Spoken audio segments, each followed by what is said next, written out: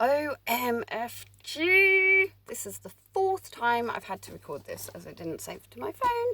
So I am 1 glass of red wine in and praying that it works this time. I've literally just run through this whole spiel. Spiel. I like that word. Anyway, I've run through this 3 times already with the window and door open, talking random shit about Weetabix. I didn't swear. Shh, don't tell anyone. Anyway, door and window open, silence outside except for neighbours enjoying the last bit of sunshine of the day. And if they didn't already think that I'm bat burp crazy, which they do, then I'm sure that they do now. Anyway, I've closed everything up now. So, back to the point. If you've been following me for any length of time, even if you just connected today, then you'll know that I have been blessed with family that I chose through Miriam Macmillan. If you don't follow her already, do so now. She started a mindset and mental health daily Zoom call 13 weeks ago, like 3 whole months ago. Can you believe that? 3 months.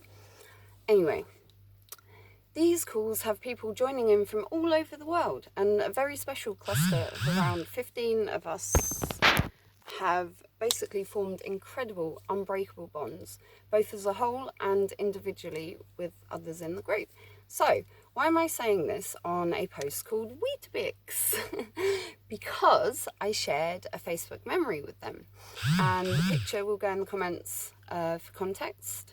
So, one of my American friends asked what Weetabix is. So I started to explain, but realised there was so much to it.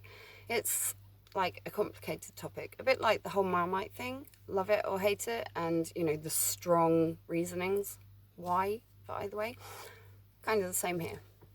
So, inspired by my tea post from last week, which you may or may not have seen, I decided to do a post to dedicate to one of my best buds, Scotty. So, he suggested doing it via video, so I let him have it. So, here we go.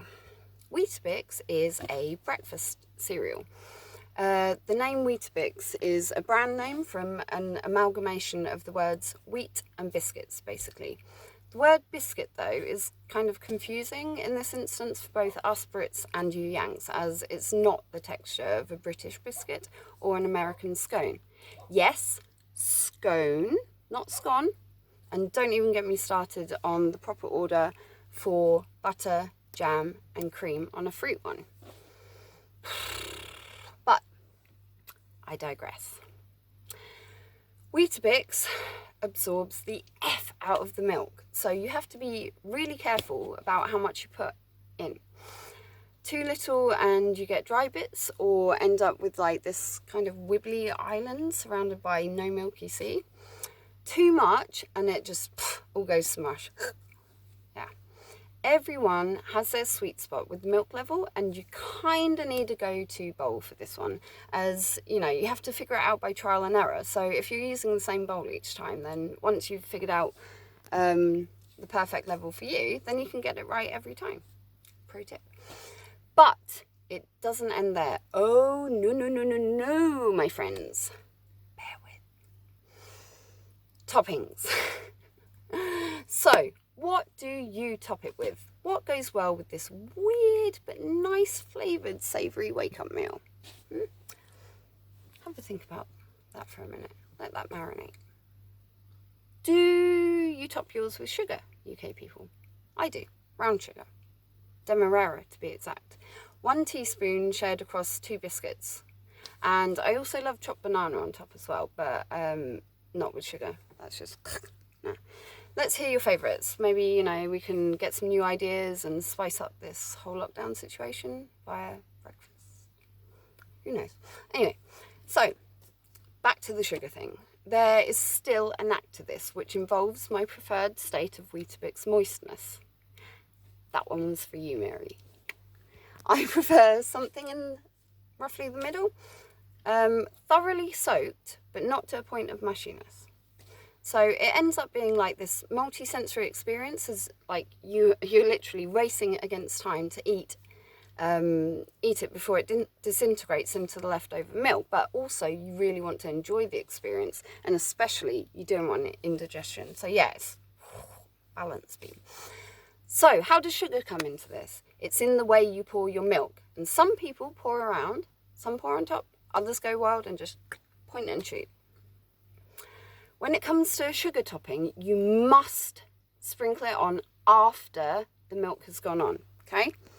And FYI, the correct method for milk pouring is on top, so it goes everywhere. Then you wait just a moment for the milk to settle and the biscuit to moisten up. You're welcome again, Mary. Until it's reached a point where it'll soften the sugar, but not turn it into a puddle of sugary milk. And, you know, this is why I like Demerara. It's kind of chunky. So, yeah, works well. Anyway, I could go on and on and on and on about this subject, but I think I've spiraled enough already, and I'll probably end up going over the 10-minute limit if I go on any more. But one more. The last one, the perfect bowl, as described above, needs a little bit of untouched biscuit, a little bit of rough to spice up the tactile experience. So